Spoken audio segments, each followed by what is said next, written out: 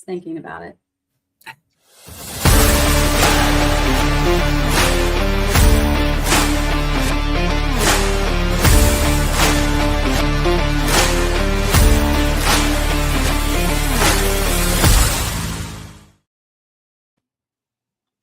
Welcome, welcome, welcome. It is Wednesday night on this January 21st. And finally, the girlfriends are back together. Guys, I'm so sorry. I was so stinking sick. I got like some crazy super flu that's out there.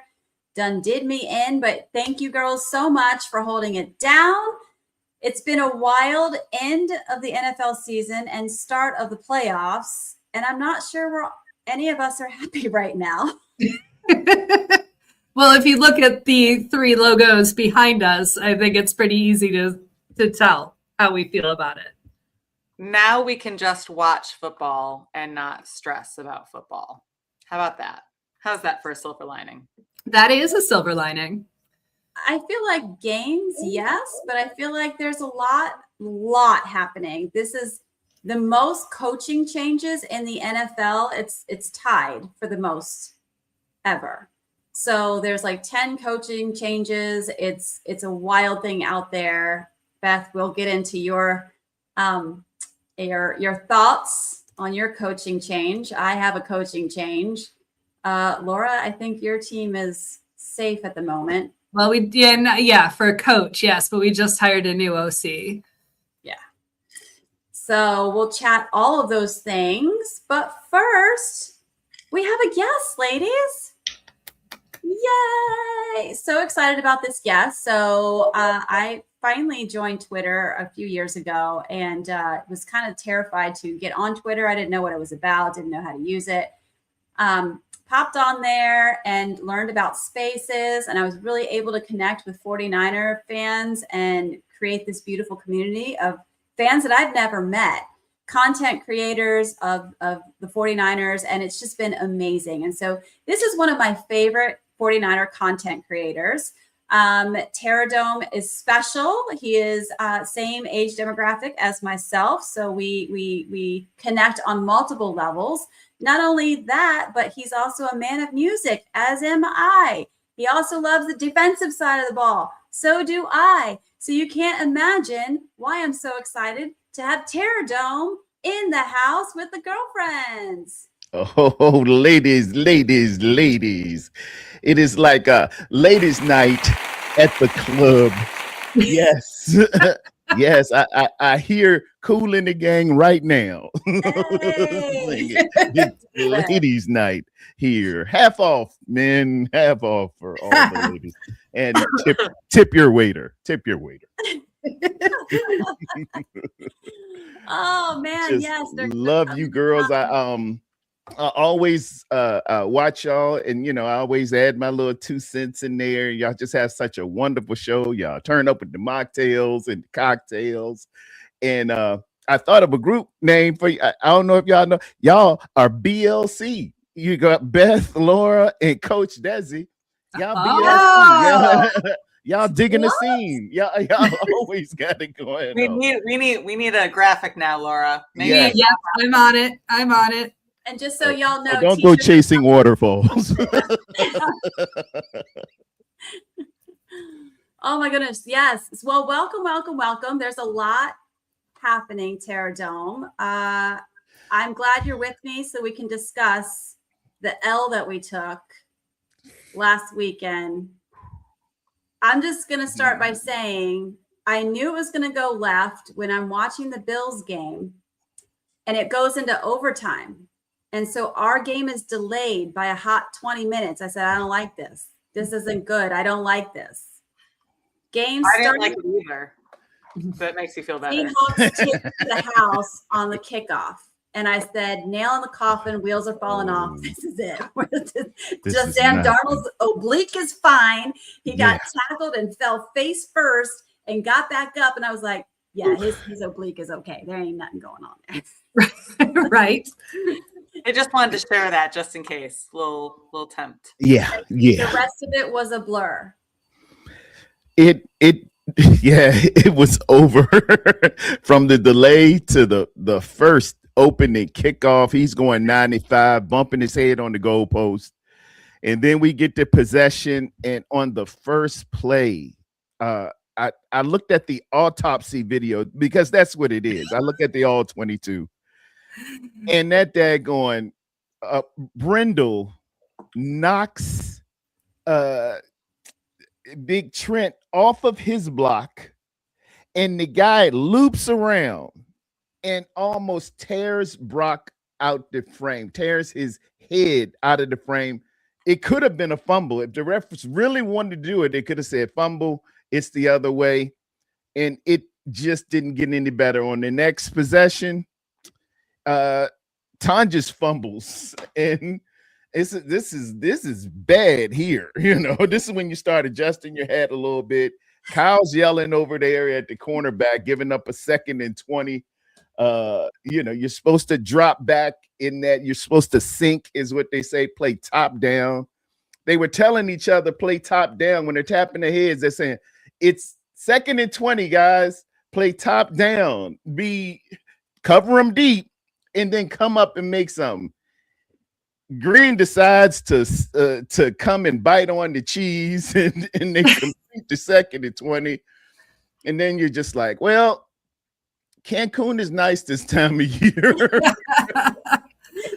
Oh, you forgot Christian's back.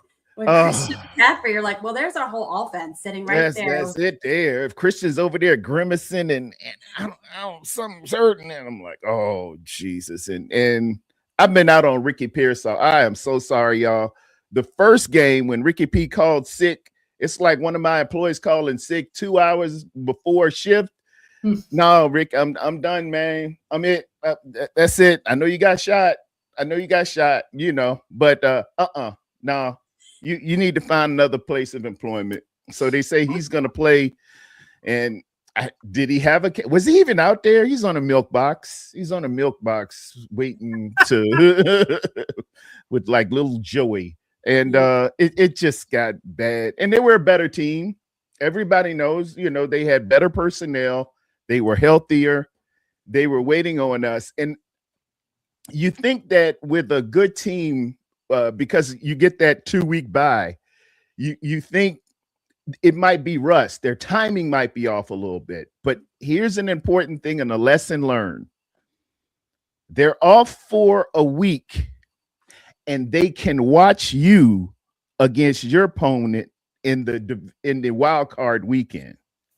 So anything that they were missing, they had an opportunity to see you go full game and go and lose a George Kittle and know, yep, we got it. And they were home. Exactly what we're doing. And that was a very loud stadium. So that's it. We're just going to leave that right there. I will say hats off to the 49ers. Like, we got so much further than you ever would have expected. Yes. You made us all proud. The faithful are so proud. We're going to hang that head high. We're going to keep that chin up, and we're going to be ready to go. Yeah, that's all you can do. And then, but here's a little caveat, Coach and Beth and Laura. 72 hours later, I'm watching Indiana beat my Miami Hurricanes national championship.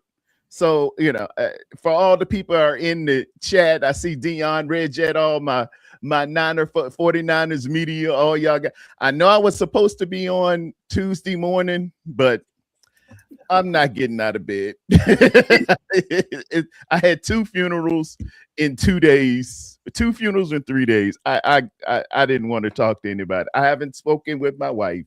God bless her. So it's just been rough. It's just hurt so bad. Well, while we're in our feels, Beth, this might be the time to cue up the game that happened before the 49ers, which was the Broncos-Bills game. And so I'm going to let you, are you ready? Can you?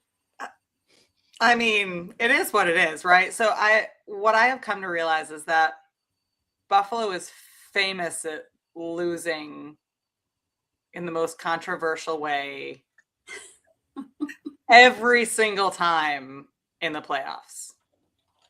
There's going to be a new rule, guys. Next year, there will be a new rule about what is considered a catch and what is considered a fumble and what is considered an interception. Because I can't do it again. Guys, Buffalo. It's so painful to watch. It would be Dezi and Tarrerdome, I know it's hard to watch your team like flail and just drowned. I would much prefer that than what we went through. I can't. I'm so sick and tired of us getting so close. And then were there plenty of reasons why we should have lost? Absolutely. Absolutely. It is not on that one play by no means. But if we could stop having one play be the last thing we see to make that decision, it would really help Bills fans. Greg was at one point saying, I can't talk about the game. That's all I have to say about it. Well, I'll tell you, at one point, Greg was like, okay, so they just need to kick the field goal at one point. And I was like, oh, Bills Mafia does not want. Oh, Lord. Don't put a field goal out there. Talking to the Bills fans. No. So as long as they didn't have a chance to just all the things, man. All the things. I experienced both in the 72-hour period. We were in it till the end. Yeah. And they're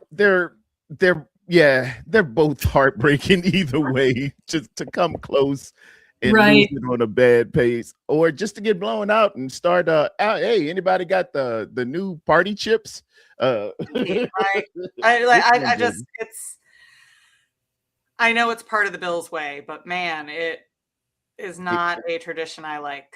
Well, and it was hard to watch toward the end because the refs had been kind of leaving everything alone. They weren't calling a lot of crazy penalties until the very end. And when it's hard to pull off, right? That's when the referees should let people play a little more. And it turned into, I don't want to blame it on the refs. There were plenty of things that we did wrong.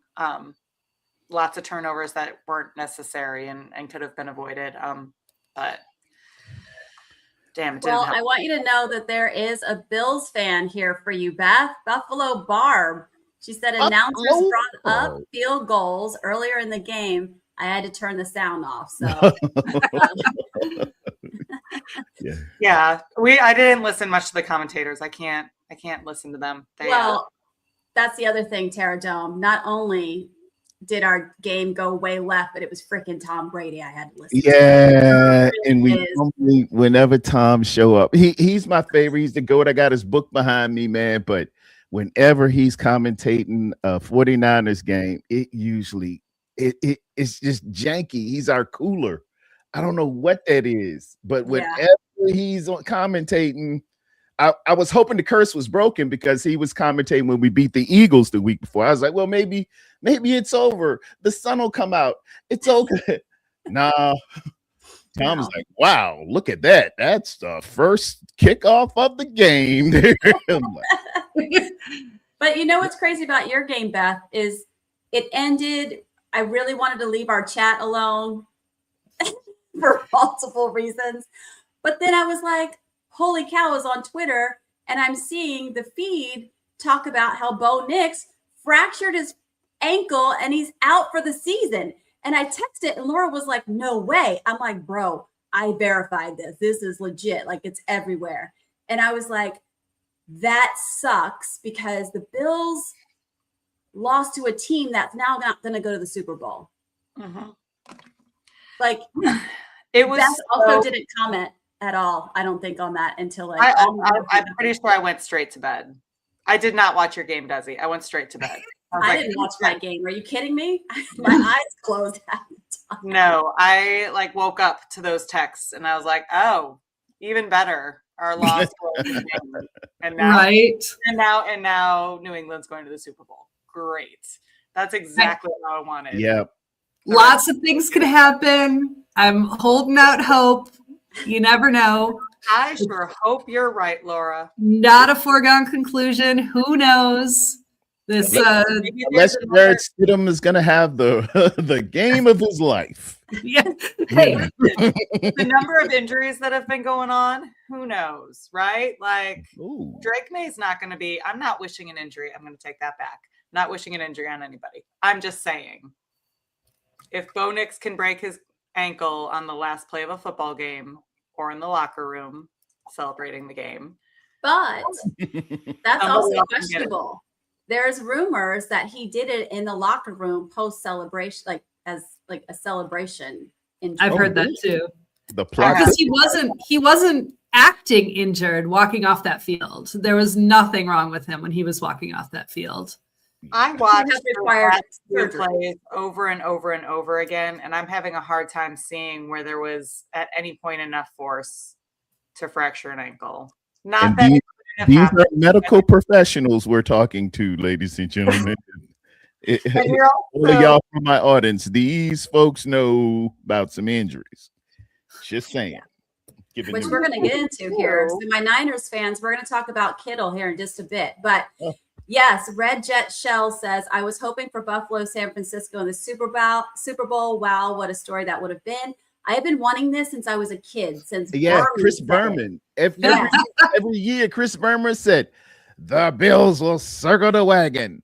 Buffalo and San Francisco in the Super Bowl.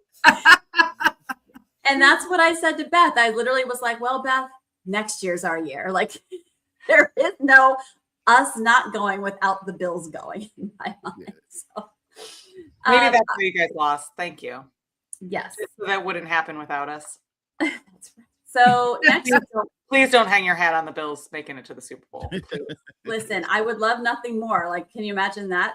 That kind of like we would be there. Like we would anyway. Two other games happened. The Texans and the Patriots. Oh, I can't even talk about this one either. I wanted so much for D'Amico Ryans. I thought the defense was stellar. And I mean, Stroud just laid an egg. I mean, they were just pressure. And it was tough weather. Patriots, they annihilated them 28-16. I know Beth is not a fan. Bills folks are not fans of Patriots. Most of us are tired of Patriots in the Super Bowl. That's all I got to say about that. CJ Stroud showed that he is not who we thought he could be. Right. Yeah. In many respects. I mean, that man sat in that pocket like he was in a lounge chair at the beach already. Like that's what you kept texting.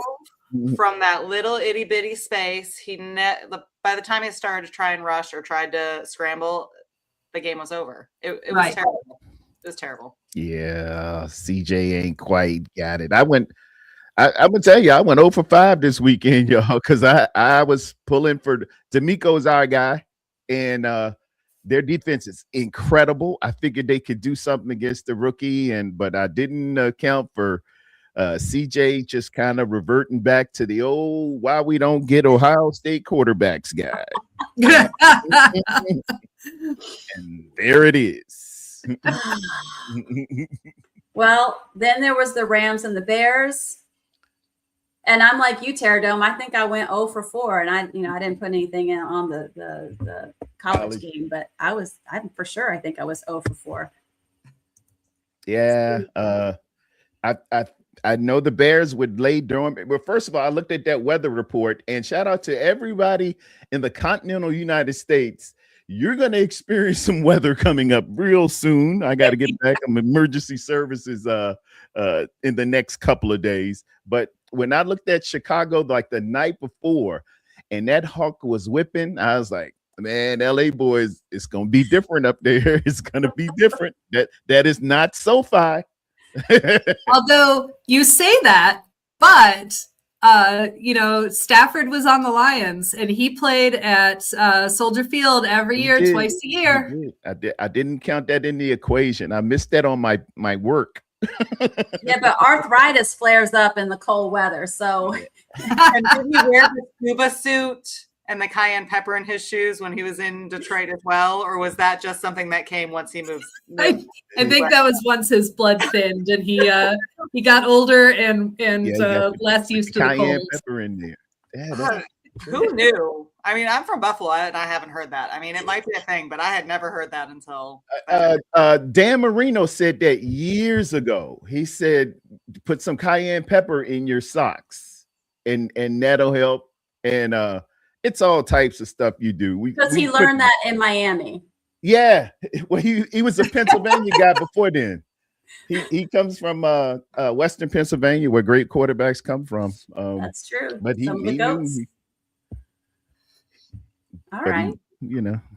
Well, we've got some coaching changes. We're going to run through some, and then I'm going to give Beth full floor to be able to talk her talk. So John Harbaugh, officially with the New York Giants, multi-year deal as he replaces Brian Daboll there. Kevin Stefanski goes to the Falcons.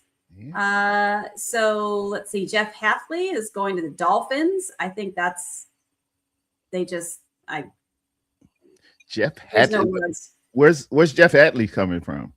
He was the defensive coordinator for the Packers. And he just got to the Packers. I mean, he did okay, turn it around a little, but like I don't know that he's put in enough to anyway. Yeah. Robert, of course, we're losing Saleh, my man. He's leaving us again for the Titans. What? Mm-hmm. Okay. He's going to be in Tennessee. Praying for him. Yeah. Anyway, and then we finally get to Sean McDermott. This is what's crazy. So I'm going to tell you this first. I'm going to give you the full floor. Greg all weekend kept saying, Greg, for those of you who don't know, my husband is Greg. He is a Ravens fan. Harbaugh left the Ravens. He doesn't think that was the right call. He's like, it is what it is. He doesn't believe in Lamar. That's a whole different discussion. But so he's been very intrigued at where Harbaugh is going to land. I said, it looks like it's going to be the Giants up until that point. This is pre-49ers game. He said, I said, he still hasn't signed formally. And he said, okay, well, after the Bills game, he signs officially with the Giants. Because Greg kept saying, he's like, if McDermott gets fired, if the Bills lose and McDermott gets fired, he's like, Harbaugh's going to Buffalo. Obviously, that didn't happen. Harbaugh signed with the Giants, and I saw all the memes afterward. The best one was Larry David making that face of like, after, Harbaugh's, knowing that he could have gone and coached for the Bills, but already signed with the Giants. So give us all the things. You are the spokesperson for all of Bills Mafia right now. Tell us how you feel with the absence of Sean McDermott. The Mafia has raised $50,000 for the Skin Cancer Foundation that Sean McDermott supports. That is how the Mafia feels. Wow. We're angry.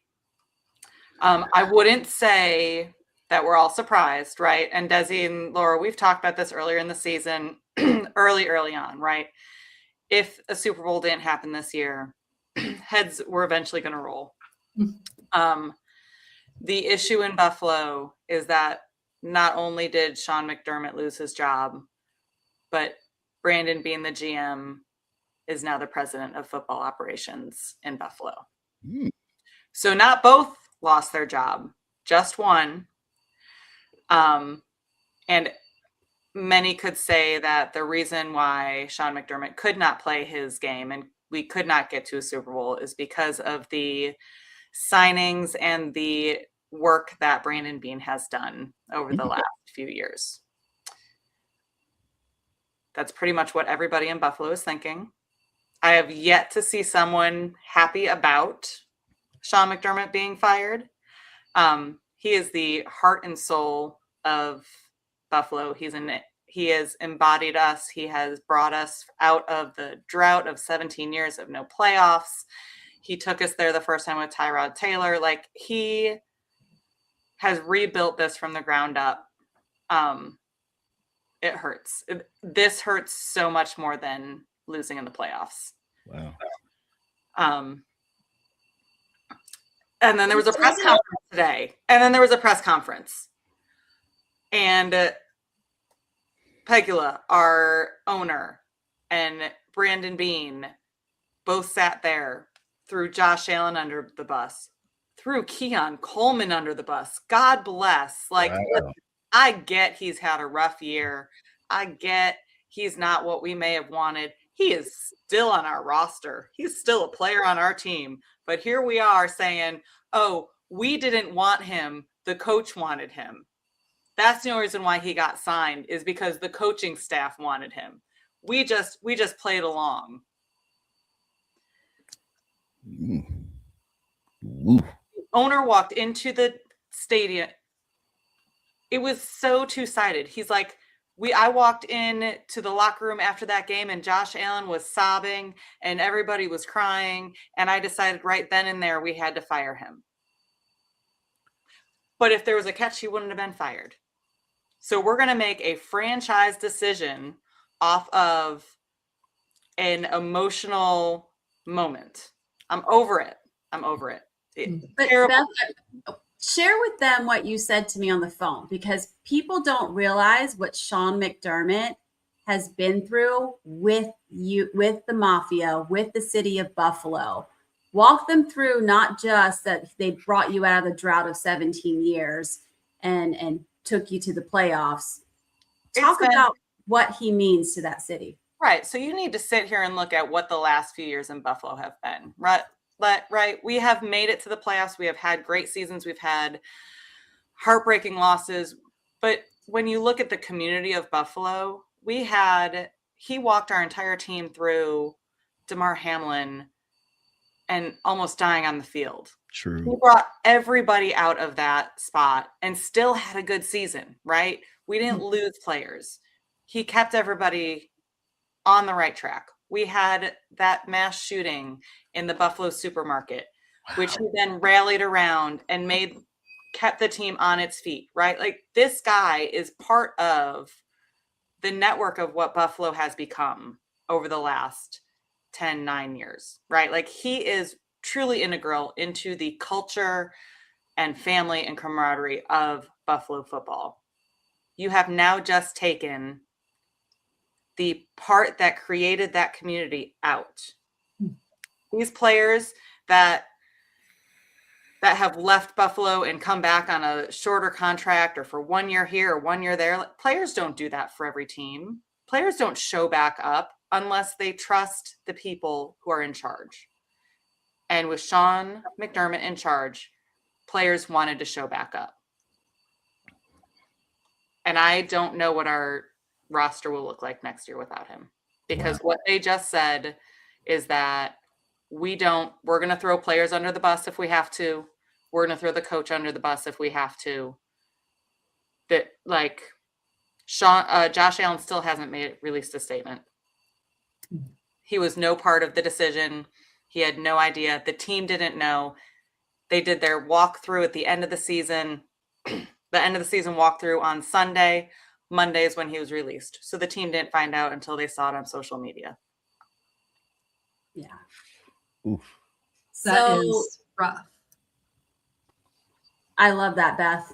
Thank you for speaking on behalf of all of Bill's Mafia. I think you did it spectacularly. So, and I don't know, honestly, especially now that Harbaugh is already tied up with the Giants, I don't know who could come into Buffalo and do a better job. And the only thing that would have made me feel better about it is if they had a game plan.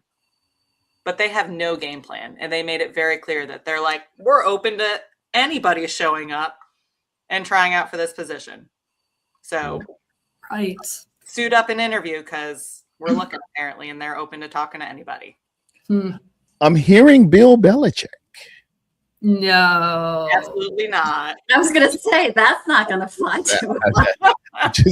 just hear word on the street, they might be looking at Bill Belichick. That's I've heard Brian Daboll.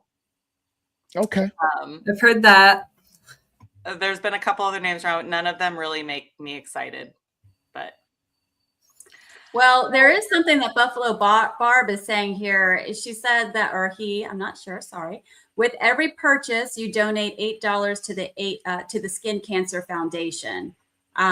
So They've got a T-shirt. It's up a The little bit higher. T-shirt. And it says, whoop,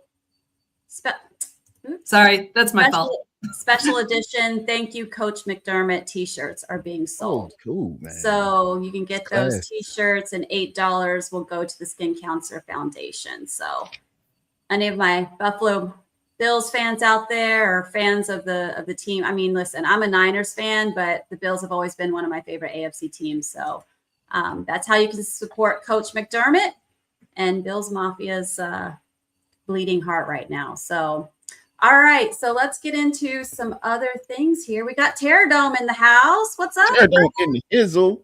He's Try in to bring the it up a little house. bit. Yeah. And for those of you who don't know, he is the Girlfriends of Football designated DJ. And so we have a spectacular segment called Rate the Fit. And that's where each week we pick players' outfits that are just, they vibing, they've got a good fit. And we put it out there on our social media. Everybody gets to vote on who they think had the best fit. And so this is all the best fits from the regular season. So without further ado, we're going to hit into Rate the Fit.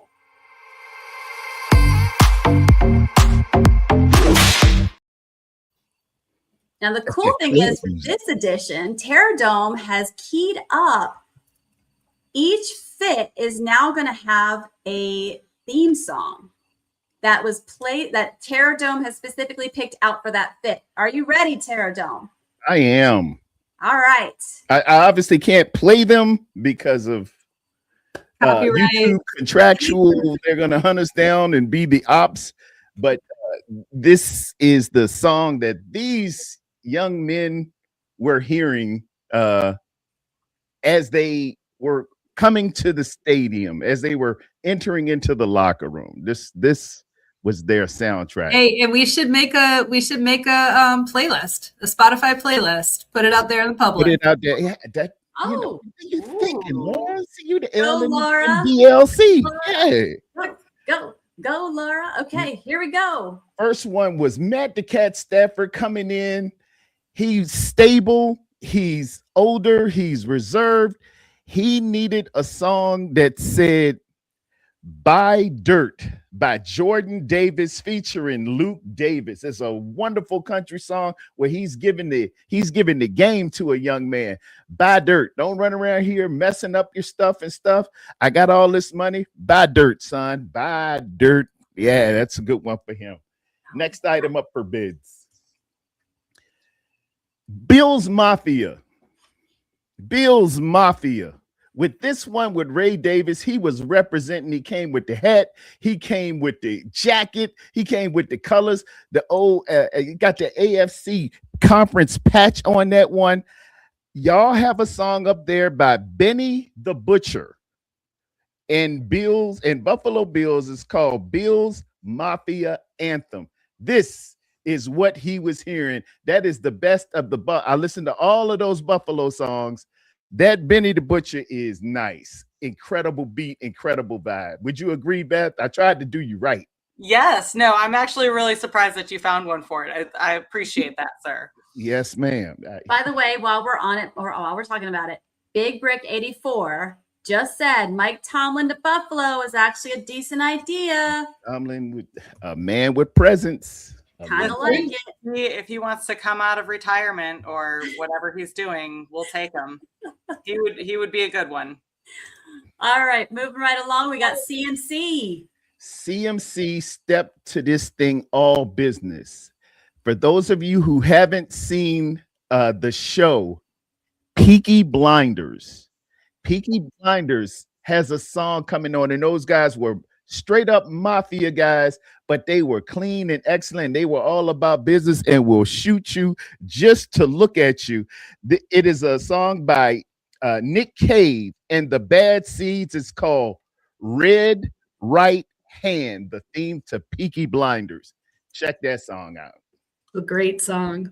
You like that one? I love that one. It just come a dun dun dun dun dun dun. They were bad. I love Peaky Blinders. All right, next up, Marcus Mariota's. He got called up off the bench. Marcus Mariota getting called up this weekend. It it summoned everything about coming up in life, about going the hard way with it. He's a former Heisman Trophy guy. He came clean. He came with it was like a Spanish look about him. And the song you got to have for Marcus Mariota is Ecstasy of Gold by L'Estacio del Oro Bandini remix. It is the theme you hear on those Modelo commercials. That love that. Yeah, with that good and the bad, the ugly soundtrack, that's what he was feeling that time. Modelo. I love it. I don't know if y'all are familiar with the series Power on Stars, produced by 50 Cent. They had a character on Power named Ghost. And when that song would come on, it would say, they say this is a big rich town. Dun, dun, dun. I just come from the poorest part. And then 50 drops a beat in there, man. And he raps this thing. Go to the theme of Power. It is 50 Cent. A big rich town. That's what he was feeling there, looking like Ghost.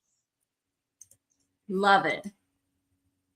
This is another Niner fan. This is okay. I gotta admit this one. I'll admit I did not post this one out there. I was seriously sick and I didn't get to post the fits for that week, but I did post this picture on Twitter pre-game. It's before we played the Bears, and I literally said, "Holy cow!" Looking at Juice, we win by whatever I said. I said we definitely winning, and with a Kyle Juszczyk touchdown, and he got a tutty in that game. Like, no way this man shows up looking like that without getting a tutty. So and we are so simpatico.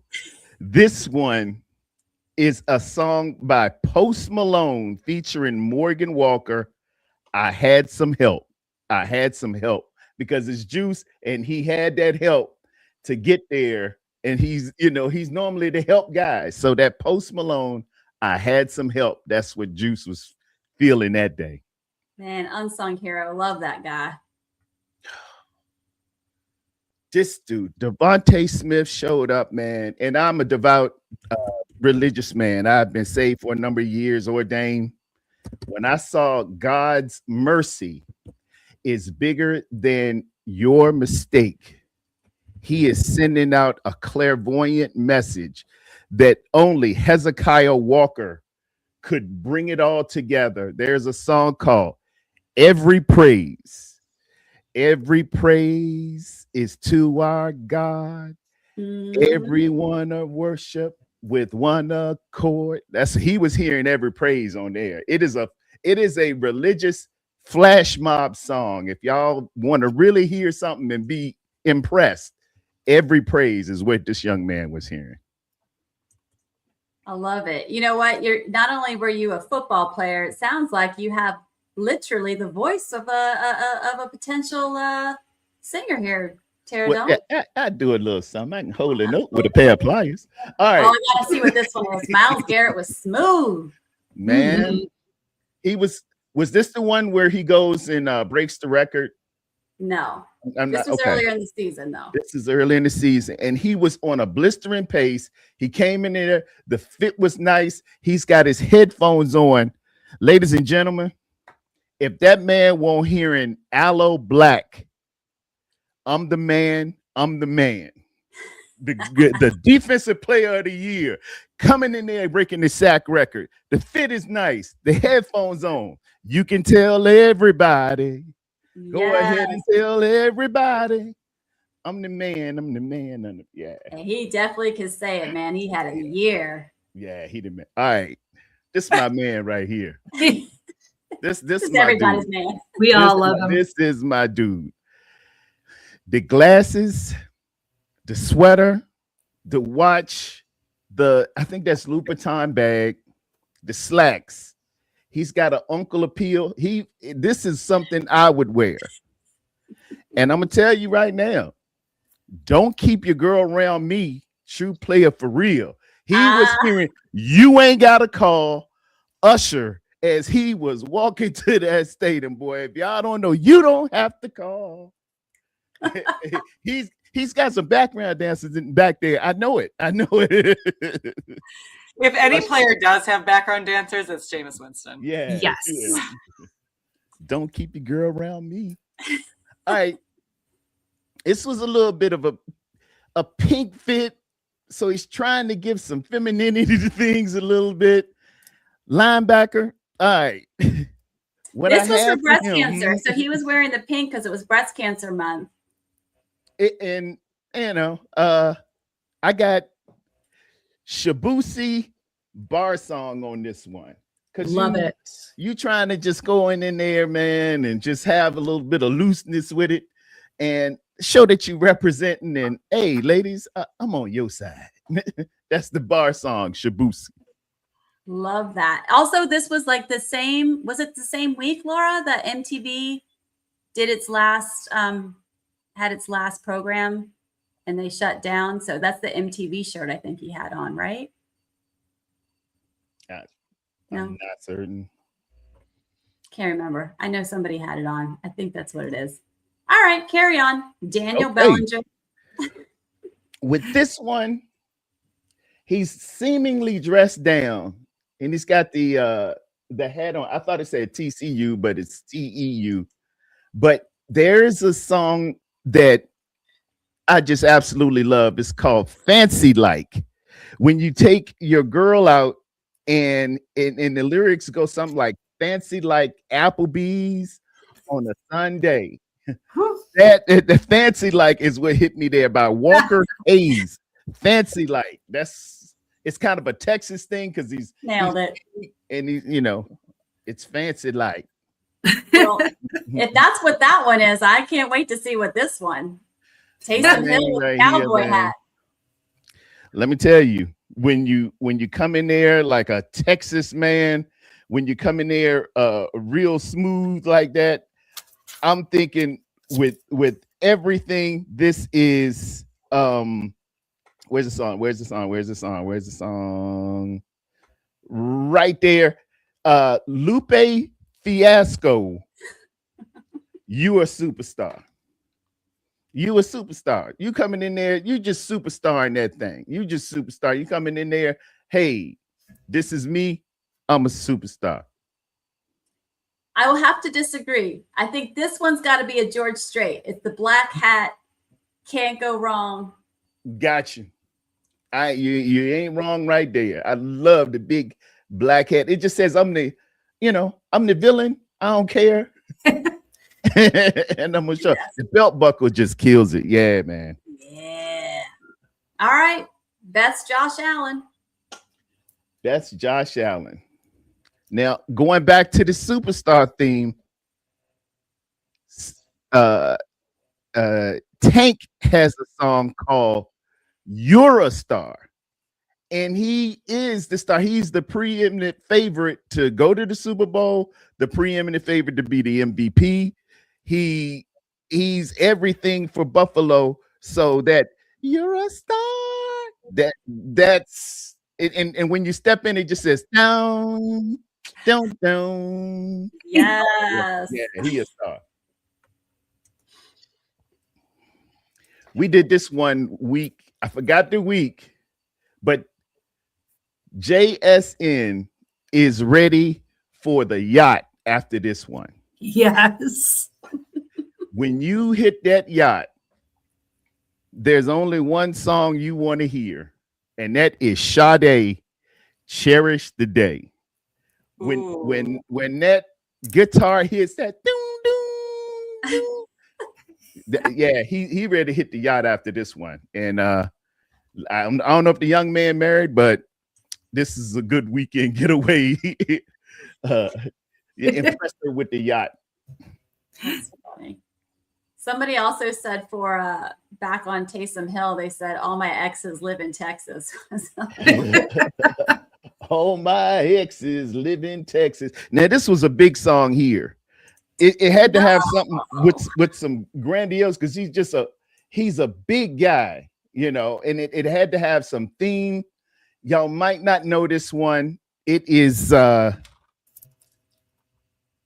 Where's my song at? Where's my song at? It is the theme from a movie. Dang. Oh, what's the name of that movie? It's an office theme movie that I saw, and I didn't write it down. Dang it, I just had it in my mind. Get back to him. Go back around, and I'm gonna get back to him. All right, this was 100% without a doubt. He's hearing Return of the Mac as he comes in there. Yes. His return. The collar is clean. He's got a St. Andrew's tie. He's got the double-breasted on. The logo on the side, the pin with the logo on the side. Excellent pocket square. Coming with a little bit of pink on there to let the ladies know, hey, yeah, you know, I'm cool. But that Return of the Mac, you coming back into a stadium and you letting them know, hey, what I tell you, like I know. That's right. yeah. Well, and his pin is his own initials, which I think was just chef's kiss. You gotta come up in there, right? It's Return of the Mac. I'm letting y'all know I'm here. That's Laura's, man. You ready? You agree with that one, Laura? Oh yeah, I'm done with that. All right. JSN back in the mix. Now JSN took a little bit of the one prior to with the black hat, so I had to go with a Texas theme on this one. Beyonce, Texas Hold'em. Nice. As he's stepping on, this ain't Texas. We don't hold them. Yeah, he came with that a little bit on that one. I like that little Texas theme. He's playing in Arizona that day, so it's a Western kind of feel, but he's staying cool with it. And that's, you know, Beyonce, kind of ambidextrous with the style, can flow in and out. That Texas Hold'em was where you wanted to go with that. Love it. Well, that was our last one. We'll circle back in case this pops into your head again. I can't remember what I had for it. Was a big song from an Office movie. I'm just gonna go ahead and call it Night at the Roxbury, because I can't think of that song from that Office movie that I saw. It's in Boiler Room. It was they had a movie years ago called Boiler Room with Giancarlo Ribisi and Vin Diesel, and they had a song in there, but I can't quite picture it in my mind. So I'll just give it a Night at the Roxbury on there, because he's like ready for the club. What is love? Don't hurt me. Well done, DJ Tarrerdome. And we're going to throw these back up into our social media so you guys can vote to see who you thought was the #1 best fit of the regular season. And we'd love to hear from you. So we'll reveal that in the upcoming pods coming up. We'll tell you who won the best fit of the year. Now, for all my Niner fans out there, we are going to chat a little bit real quick because we're coming towards the end of the hour. We're going to be chatting about George Kittle. It was a heartbreaker. Playing against the Eagles, he goes out with an Achilles tear. Yeah. Never love to see that. We already have enough trauma from watching Dre Greenlaw tear his in the Super Bowl. And now here we are in the postseason with George Kittle. It was a heartbreaker. We've had a tortuous season already with injuries. But he did come out and he already had surgery. And he was interviewed. He was interviewed saying that the orthopedic surgeon had said that the tear was more proximal than distal, and there's a better blood supply there so that it was more optimal. He should be good to go for healing up. And so we're going to talk about that real quick. So I myself, for those who don't know, I'm a physician assistant. I've been practicing for almost a quarter century. Yes, I'm older than probably my haircut shows. And Beth is a doctor of physical therapy. So we have who has equally as many years in practice. So we both know a little bit about some medicine and anatomy and physiology. So if you look on the screen, if you're watching, we have a picture of an ankle joint showing the Achilles tendon, which is the tendon that comes off the calf muscle in the back of the leg, of the lower leg, and attaches to the heel. It is our sole reason for being able to plantar flex our foot, push our foot down to rise up on our toes. And you can tear kind of closer to the heel, which is what they call a distal tear, or closer up to the calf muscle, which is more of a proximal tear. And that's probably where George Kittle, somewhere around there, that's where he tore his Achilles. Now, I looked up several different studies, and classically, the more proximal tears are a little bit more functionally impaired after healing.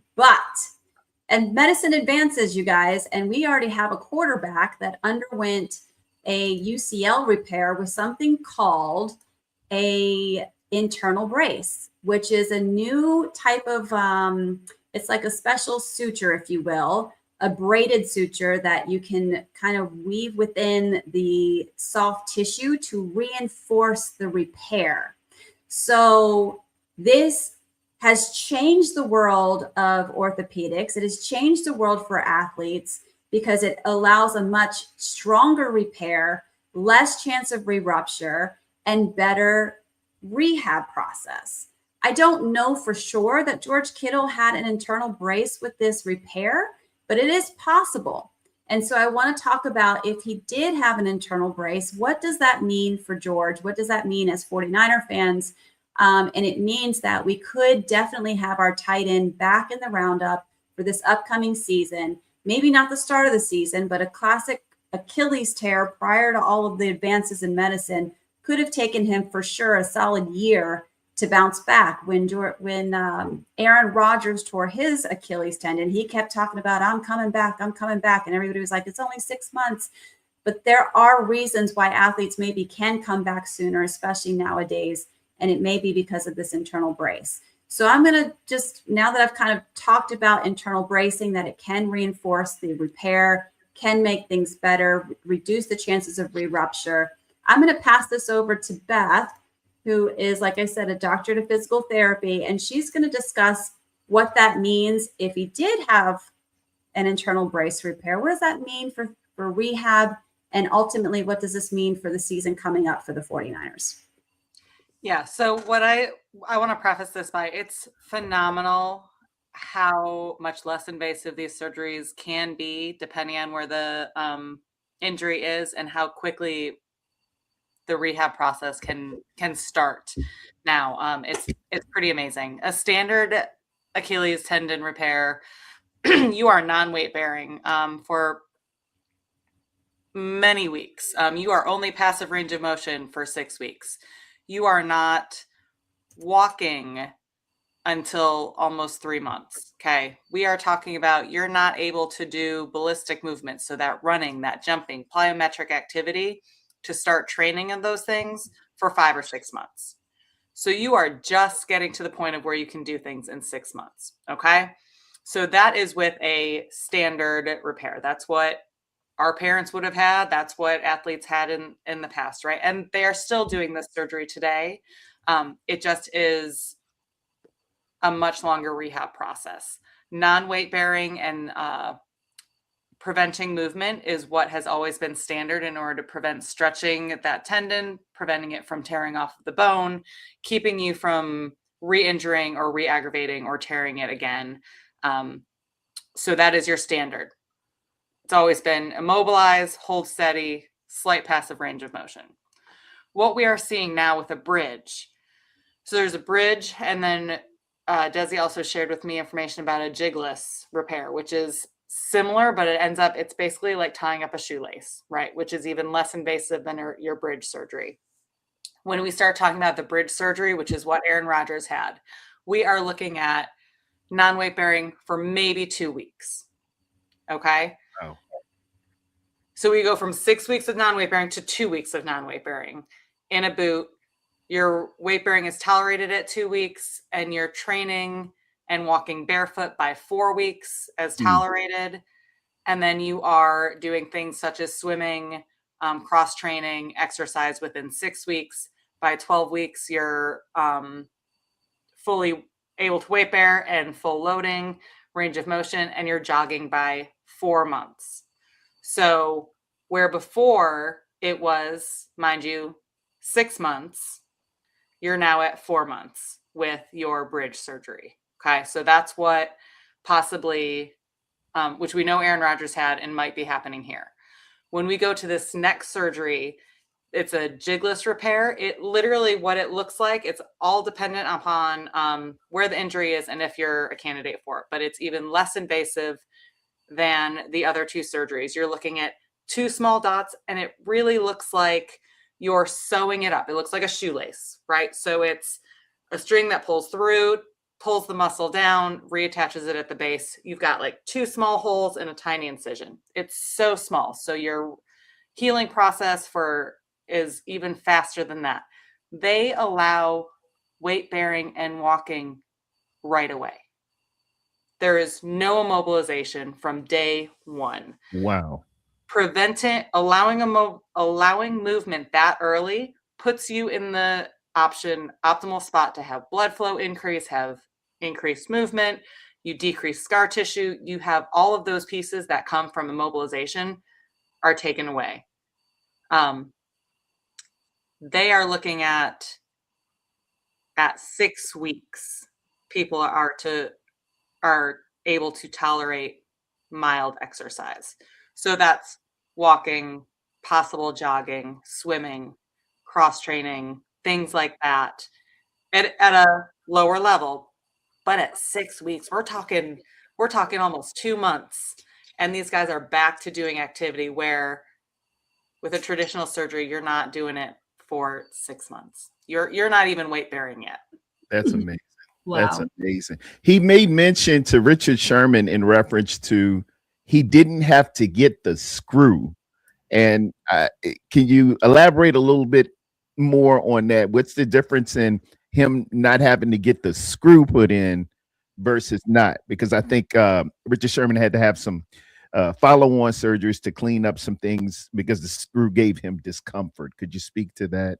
Yeah, so that's with the distal tear. So if you look at the picture, the arrow that's closer to the bottom, when you have a tear that's closer to what's called the calcaneus, the heel bone, you have to reattach it.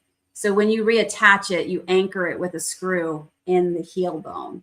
And so that can cause some problems anytime you have hardware in there. So that's what he's speaking to there is the screw that goes in to anchor the tear back to the heel bone. Okay. And he didn't have to have it. So we're looking at that's obviously better news or more a positive outlook on diagnosis and prognosis, I'd imagine. The less you put in, the less options you have for infection, for rejection, for having to go back in, clean things out. So if you're able to not add additional things into it, the smaller the incision and the fewer things you have to add in, the faster you're going to recover. Yeah. Someone asked here what's the difference between proximal and distal? So it's just location. So proximal means that it's closer to middle center. Yeah, closer to the center, and distal means further away from the body. So the heel bone is more distal to the knee joint, or the knee joint is proximal to the heel. So it's just that's kind of the answer there. So best wishes for George Kittle. He's the people's tight end. He is the absolute personality of our offense and pretty much our whole team. You love George Kittle. He is tight end university royalty. So we wish him the best. I will say just, we got to keep our expectations for this. He may come back, but he may not be full George Kittle until next year. Doesn't mean he still won't be very productive. He might be like 90% of George Kittle. He might be 80% of George Kittle, which is still better than half the tight ends in the NFL. But we might not see full Kittle till next year. 85% of Kittle is better than 70%, 100% of the times. That's a really good thing to comment on as well, because you look at all of these players that come back after an ACL repair or a Achilles. That first year is still, despite the fact that you're back, it doesn't necessarily mean that you're back full force, and it does take another season to get you fully back to where you want to be. So we talk about how quickly this healing happens. We talk about how fast we can return to sport, but to return to sport to the same level and the same caliber does take a significant amount of time, regardless of the amount of actual healing time after an injury. No, Yeah. no, why I got you wonderful ladies, and they so elegant. They play so beautiful. Don't you agree? Y'all clapping the give some hand claps for these ladies here. There's the big story going around, and I've nicknamed it Substation Zero. What is y'all's take on this substation sucking the life with what's it called? Electromagnetic waves, messing up the San Francisco 49ers, who roughly average 6 times the amount of injuries since 2016 that the average NFL team suffers. We're talking about recovery here and surgeries there. Is this something that needs to be looked into terms of I'm hearing it breaks down collagen. Y'all give me y'all expert analysis and opinions on, is this real or hoo-wash? Beth, have you seen? I don't think Beth knows about this. I heard briefly. I think we shared a quick story about did I share it? I think it's really interesting. I think it might just be situational and an interesting tidbit. I don't know if it's necessarily accurate, but I wouldn't say that it doesn't have an effect, right? So, I mean, we use ultrasound and electrical stimulation for lots of different healing processes, for lots of different things. I can absolutely see how there could be an effect on collagen and strength and tension, especially at the level that these guys train at. Dezi, your opinion? Whew. I ain't mean to corner you, babe. No, but it's there's so many things that can go into it, and it's age of player, it's nutrition, it's strength and conditioning, it's are they recovering the right way and fully? Do they have their own people? I mean, you look at Christian McCaffrey, Niners fans, Christian McCaffrey, last year, this man's Achilles, both legs, bilateral, we call it, bilateral Achilles, was not looking good. Literally, I was like, homeboy is going to pop an Achilles. And he came back and had more touches than anybody else in the NFL this season, and lived every single game all the way through into the postseason before his back took him out. We haven't heard a peep about his Achilles, right? So how does a man like that go from bilateral Achilles tendonitis? I don't know, Beth. I've never heard of somebody having bilateral Achilles tendonitis and then turning around and having a productive year like he had this year. It's true. So if you go from that to that, what changed? I understand he changed up the people that were around him training him, is kind of what I heard. There were some things that he was doing differently, being better about recovery, being better about like, hey, coach, I got to tap out a play and then pop me back in. He honored that better, right? So and he's someone who's very meticulous about his body. So I think if anybody was going to be at risk of being injured this year, for sure, it would have been him. And so he's my outlier. So is there something to it? Maybe. But I think we're not behind the scenes. We don't see what each player is doing to maintain their body, maintain their health, and do the things that need to be done to make sure they stay optimal. This is a violent sport. I mean, literally, this is like trauma level injuries. Oh, yeah. So, and we're a violent team. We typically work hard, we're gritty. So I think I think there's multiple things at play, and it may be something that's at play, maybe at like 5%, 2%. I would not say that it's like 50% of the reason why they don't need to move their training room, is what you're saying.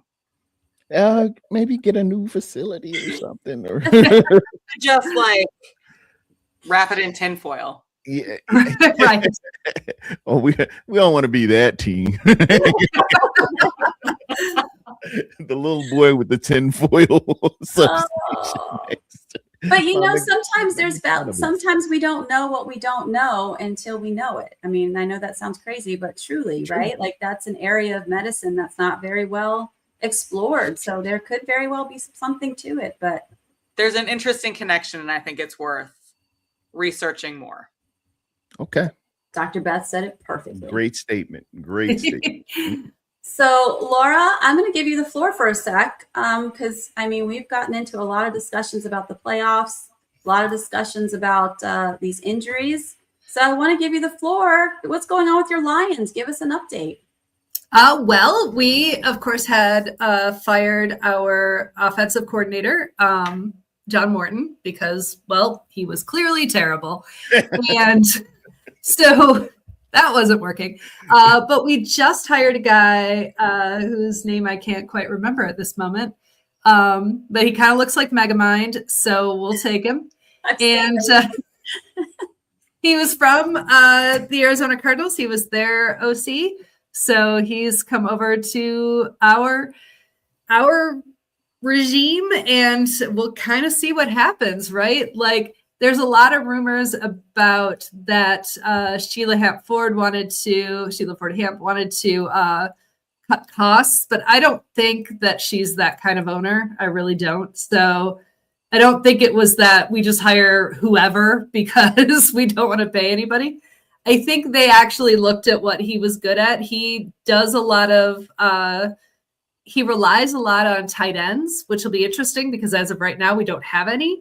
So let's see what happens. I mean, Laporta might come back, and there's some things. Yeah. Long story short, we don't know. But the Lions say that you know the office and the coaching staff say that, and the players say that this is going to be our year. We're going to come back better, bigger, stronger than we've been before. And I still believe we can do it. I mean, we only missed the playoffs this year by one play, like literally one play. So yeah, I think we still have a good shot. And, you know, like a lot of teams this year who didn't quite make it, next year, it'll probably be the reckoning if we don't. But I think we've got a shot. And we always have to keep in mind there are 32 teams and only one of them wins the Super Bowl. So we can't all go.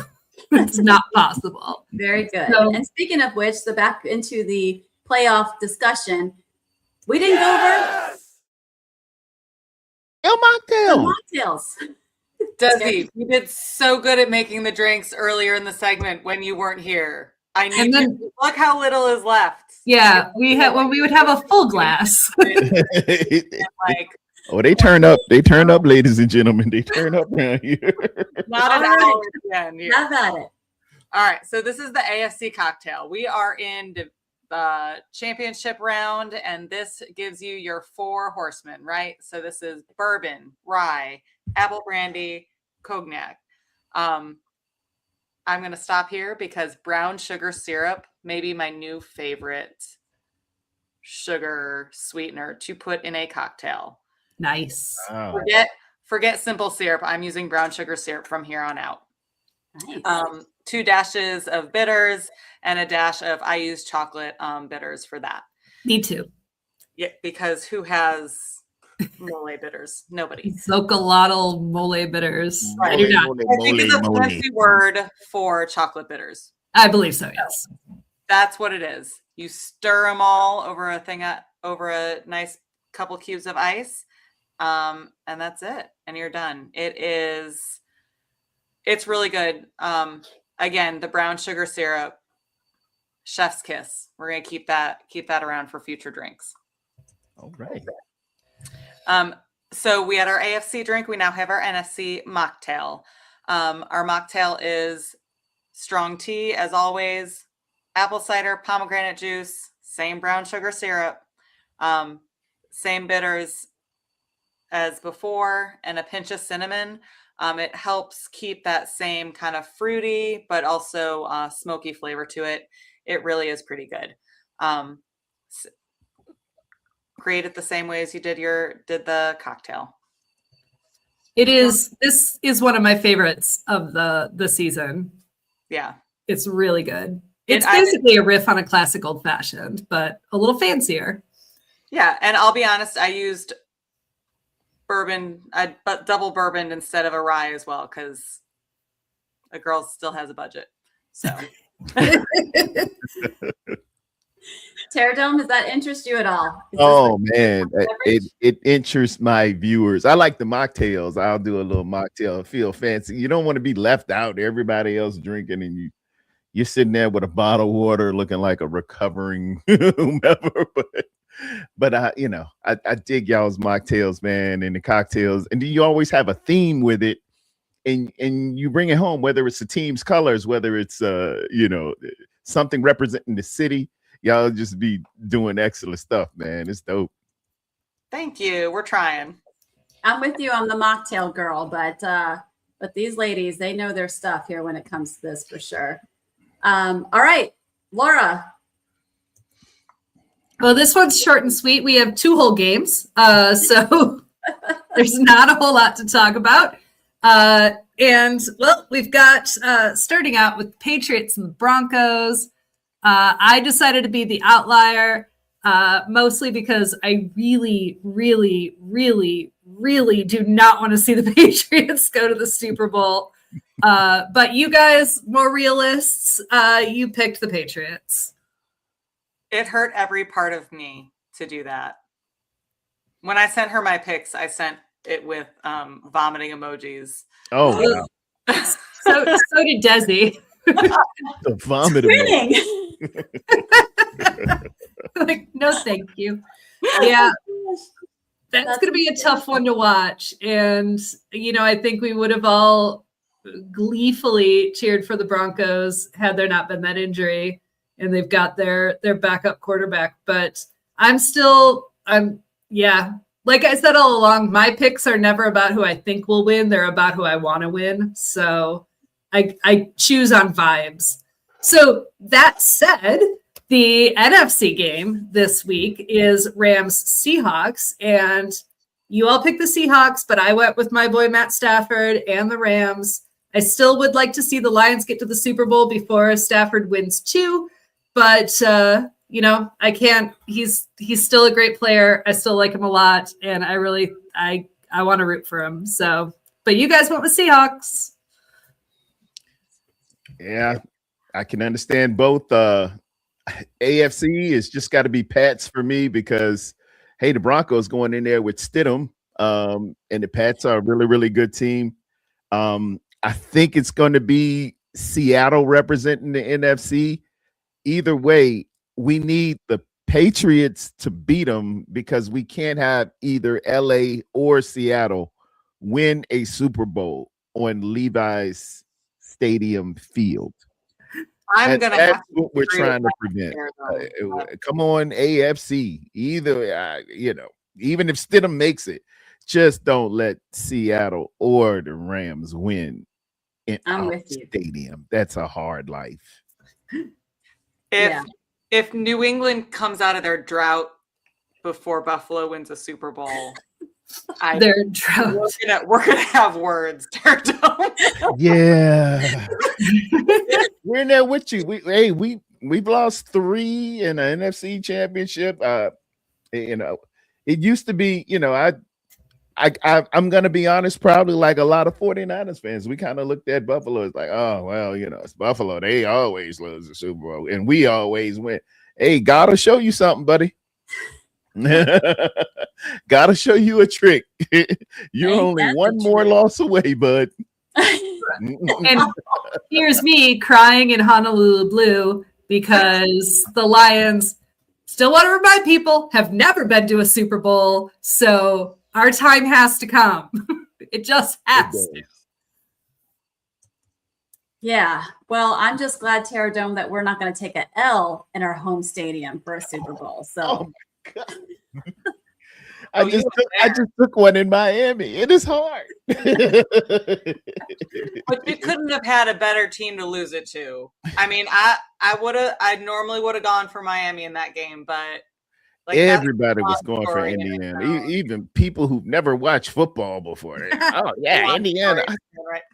There's never been a football player from Indiana. Exactly. That's why. There will be now. But real talk, that game was better than any of the playoff games that weekend. I have to agree. Yeah, it was pretty compelling. The way that coach turned around that team is the only reason why there might still be hope for Buffalo. Can be done. Believe. All right. Well, that's it for tonight. Tarrerdome, thanks for being our guest. Thanks so much for your DJ skills. And we're going to get everything up on social media. So if you guys enjoyed the cocktail, the mocktail, both of our recipes will be on our social media that you can find at Girlfriends in Football on Instagram. And we have a Facebook page. We also will put up the pictures from Rate the Fit from the whole season, where you can vote on who you think had the best pregame fit of the 2025 season. And then join us again next Wednesday as we break down the AFC NFC game. Tarrerdome, you can come on back. We're always happy to have you. Would love and we'll keep the laughs going, keep the drinks up, and we'll see you next week, guys. Thanks everyone for joining us. Make sure you hit the like button, subscribe, all the things, and we'll look forward to connecting with you next Wednesday. So take care and happy football. Happy Go football. Bills.